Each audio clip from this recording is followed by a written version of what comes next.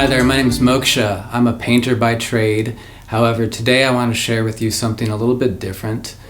A few years ago, somebody gave me a mala for Christmas, and it was a beautiful gift. I had just started chanting, but I thought to myself, how special would it be if I could make my own mala?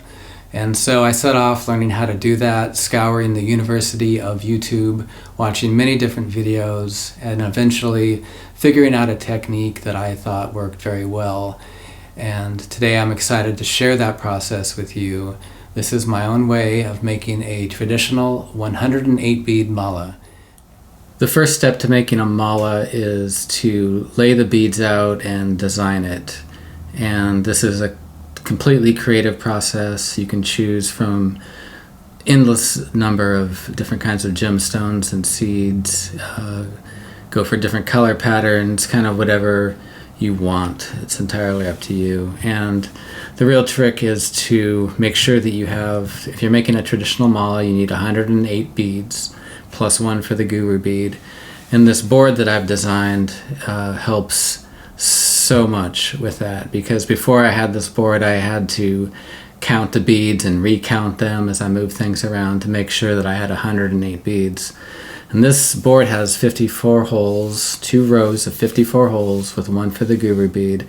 And so it's just an entirely visual process. I just pick the different gems that I want to use and I lay them out quickly in a different pattern or whatever, and it's immediate. And so I'm going to jump to that now. I'm going to design my mala, and I'll come back and in a minute and show you what I have. Here's what I decided on after about 10 minutes of moving things around. I've got primarily blossom agate. I'm using some amethyst and some obsidian. Here's a closer look at what I've laid out. Pretty simple design. The next phase is to choose what color of thread we want to use for our mala. I'm going to use a pink, I think it goes nicely with the beads I've chosen. And I use this cotton embroidery thread by DMC. You can find this at just about any craft store. This is 8 meters in length, which is perfect for making a mala. We don't have to trim it at all. We're going to have a little extra working room at the end, which is nice. And so I'll open this up, and the first thing I want to do is unravel the whole thing and then bring my 2 loose ends together. Okay, so let's do that. Here I have the 2 loose ends of the thread. Just kind of line them up. Doesn't have to be perfect. And I'm going to tie a slip knot in this end. And so what that looks like is cross the line over, and see if I can do this once I'm thinking about it. And you reach through the hoop and pull it, something like that, and that creates a knot we can easily untie at the end. And then I'm going to go to the other end of the thread that I've doubled over, and I have this loop at the other end. And I have about a 2-inch piece of copper wire that I've cut and stripped so that I can get to the ends here. And I'm going to pull one of these little copper threads out. And this will be our needle. So put the wire through the loop and try to bend it over so it's about directly in half. If the ends aren't completely lined up, you can just trim it off a little bit. It's very helpful to have them even so it goes into the bead easier. And then I'll just give it a little twirl to bring those ends together. And it's probably really hard to see on camera, but there we have a little copper needle, so we can start beading our mala. And the process here is you start with the guru bead, and I'm going to work down this side all the way to the end and come back around and down. So I'm just going in order in a big circle, starting with the guru bead. And if you're like me and it's impossible to see the holes in the freaking beads, this might take a little while. So just take your time. You can be chanting a mantra or something if you like. And just, here we go. I can't freaking find the hole. There we are. Yep. And that's the process. Let's do all the 109 beads and then I'll come back and show you how to start tying the knot. That's the fun part. I'm back. I have all the beads on the thread and I've grouped them in little groups along the length of the thread, as you can see. That just helps as we're tying. There's less moving the beads around and they'll stay out of the way of our hand. And so it's time to start tying the knot. And this is a special traditional mala knot called Brahma Grande, and it's essentially a slip knot. Now this took me from a video when I was learning. It took me quite a while to get this, so don't feel bad if this is confusing at first. It's very hard to follow on a video, I believe.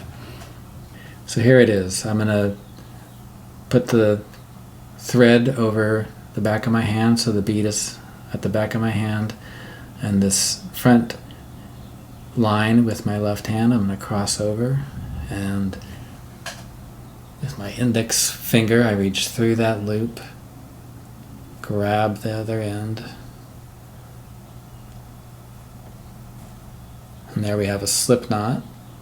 Now I'm using my index finger and my thumb to spread the loop to create tension as I pull with my left hand.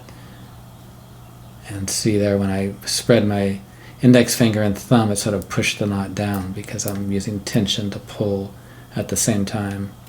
And that's how we work the knot down and get it snug to the bead. And when it's snug, then I'm going to take this thumb and I'm going to sort of pinch it right there with my index finger and thumb and hold it. And then this loop that I'm holding open with my thumb and index finger, I'm going to use my pinky to hold that loop open. So this is important, and I'll show you why in a minute. So there, this will be clear in a minute. Now we pull this end tight, and voila, we've tied our first knot. And next you just slide the next bead down and repeat. I'm going to do this 108 plus times. Pull the bead down, hold it, use my pinky to keep the loop open. So it's harder to see why that pinky step is important at this phase because I only have 2 beads. But when I have 108 beads at the end and I have to pull them all through the loop, if I'm not holding that loop open, it's impossible. And then I lose my grip on with this hand where I'm holding the knot because I need both hands to get the beads through this loop. So I'll come back when I have more beads tied, and maybe it'll be clearer then when I show you pulling all the beads through that loop, why that step is so important. I made a little progress on my mala, as you can see, tying some knots, and I wanted to come back and show you again the knot. So again, I lay the beads hanging out the back of my hand, and with my left hand I'm crossing over the line, and then with my index finger I reach through, index finger and thumb kind of go through this hoop I've made, and they're going to grab this line here and pull it through and create a loop. And then using tension on my index finger and thumb here, pulling apart and pulling with my left hand, I can work the bead down, the knot down to the bead till it's about like that. Then I'm going to hold it, pinch it so the knot doesn't move. I'm going to hook this loop over my pinky And now I can just pull the beads through. Take my other end, pull the knot shut. Once you get the hang of this, it's not so bad. It takes me about an hour to tie a whole mala, to knot just the knotting part of it. The whole process, and in total for making a mala, it takes me closer to about 2 hours almost. 2 beads left. I love the feeling when I get to the end of the mala. And we get to tie the ends together here now. It's very, very satisfying. And see, now this is when it's really helpful to have that loop held open by your pinky. There's really no other way to get all that through there without making a huge mess and losing your grip on the knot you're holding with your left hand. What am I doing?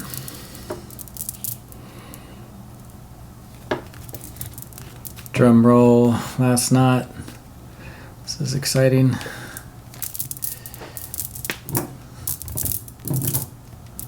Voila. And there we have it. 108 beads plus the guru bead makes 109 knots. And now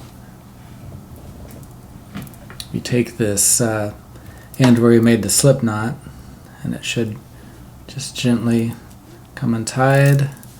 And I'm going to slide my guru bead down.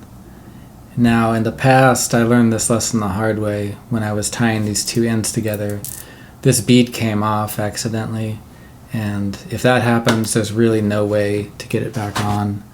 And so what I have come to do as a habit is to put a piece of tape on the end here. So now the bead can't come off. And now, so there's a knot here and there's a knot here. We're going to make a third knot by tying these 2 together. And this is I believe, just a simple square knot. I'm going to lay it down. Hopefully you can still see. So it's kind of like a double knot in a way. Now I'll snug this first part up all the way to the end. Make sure it stays there. And pull it tight. And I've tied a square knot. My mala is now a necklace. Now the next thing we want to do, we have this guru bead hanging out here. And I'm going to take the other end of my thread that I've been ignoring this whole time with the needle still on it.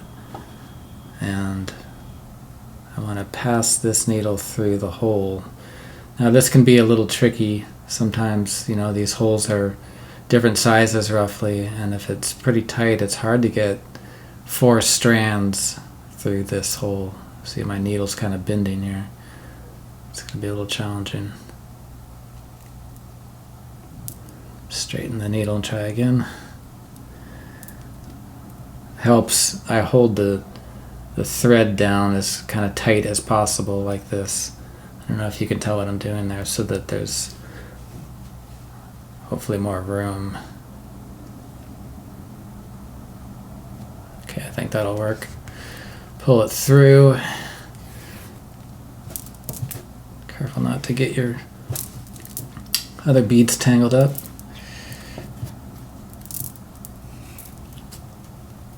So there we have it.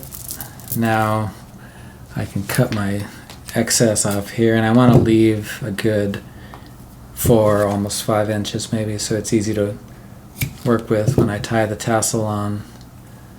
And that will be the next phase I'll show you now, creating the tassel. Now I'm using the same DMC cotton embroidery thread to make my tassel. And if I want a single color tassel, I'm just using one kind of thread, I would wrap this around my fingers 30 times. But I want to use 2 colors to make my tassel. So I'm going to divide that. We'll do 15 revolutions in this case. If you're using 3, guess how many? That's right, 10. And we'll go 15 times.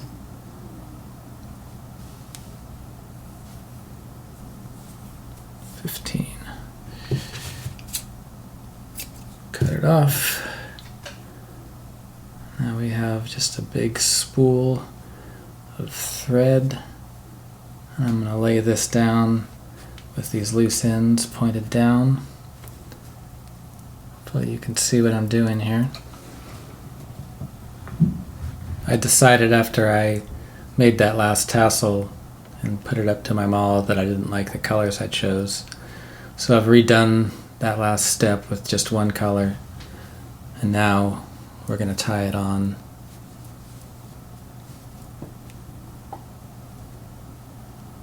With a double knot.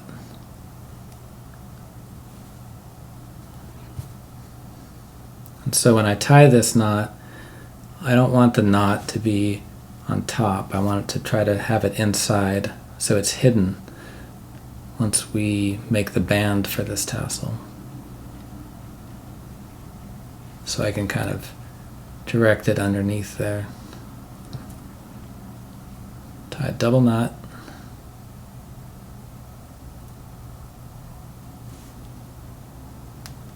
Like so. Now we're just going to cut the loop right at the end like that. And I can do a rough trim to these ends.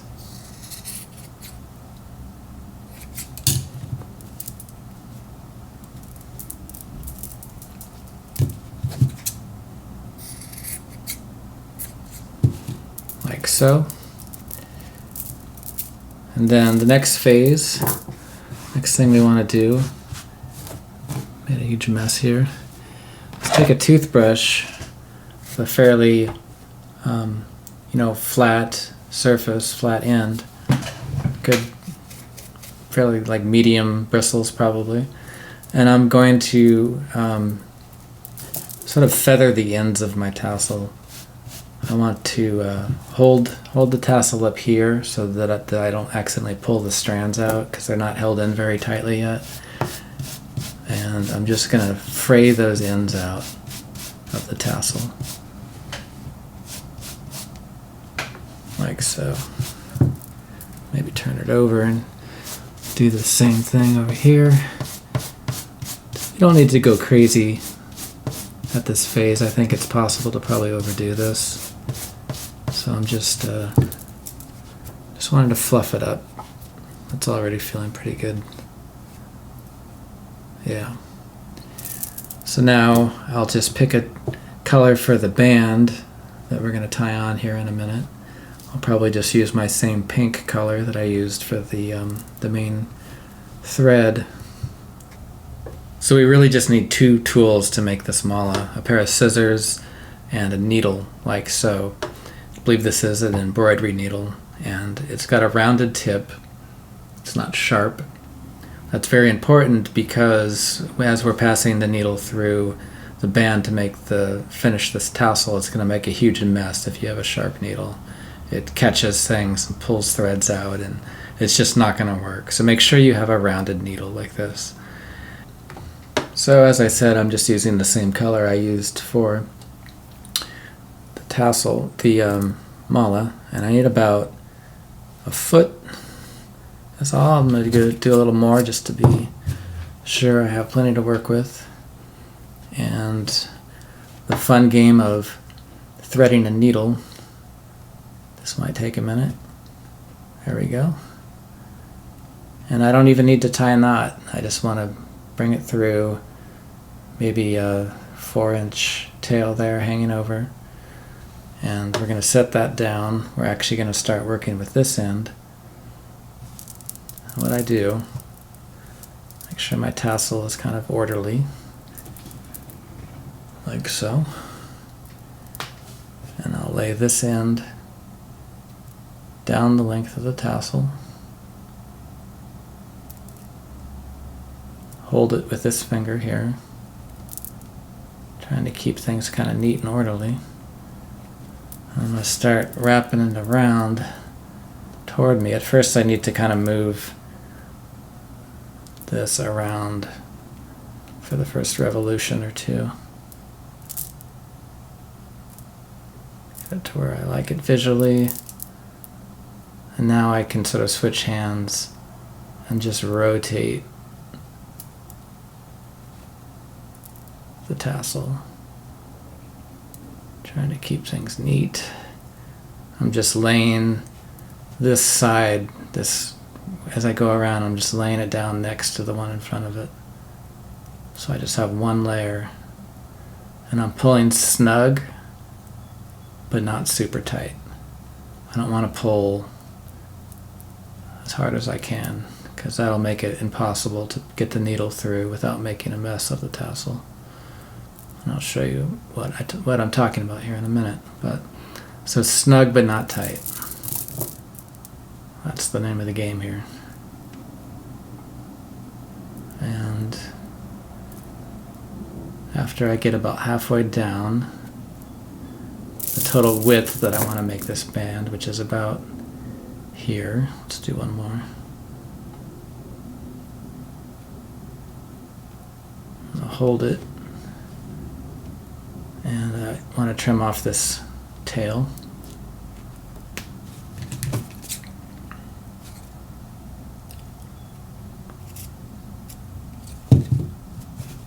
Okay, there's a little piece there showing, and we're going to cover that with a few more revolutions.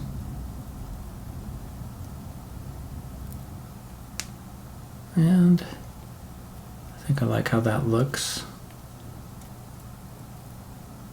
It's a pretty good width for the band. I don't know if you can see that. And now I'm going to take the needle end and I'm going to careful not to, the needle doesn't come off, and I'm going to pass the needle along just under the surface here. I don't want to go into the tassel. Just along the surface. And out the top. Like so. And when I pull it through, I'm minding this end over here that it doesn't snag some of these threads.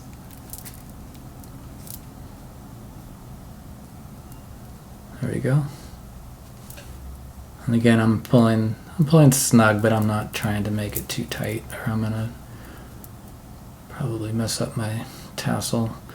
And then I'm from where the thread comes out here, I'm moving over maybe a fifth of the way around the tassel, going back in, and this time I'm not going along the surface, I'm going straight into the center of the tassel,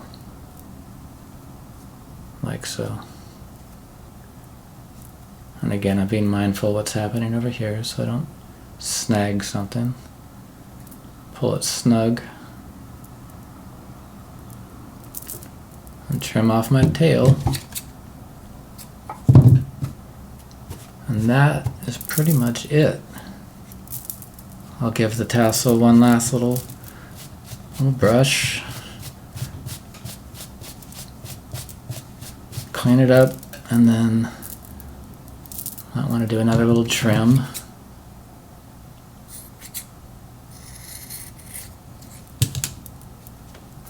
And there we have it. We have made a mala. Not bad work. So I hope you've enjoyed this video, how to make a mala, and don't forget to like this video and follow, maybe leave a comment. All these things really help. And please comment below if you have any questions. I'd be happy to help you with any confusion. Hopefully I've been clear in this video, but I'm new to this teaching business, and so we could all learn something. So thank you for joining me, and I'll see you later.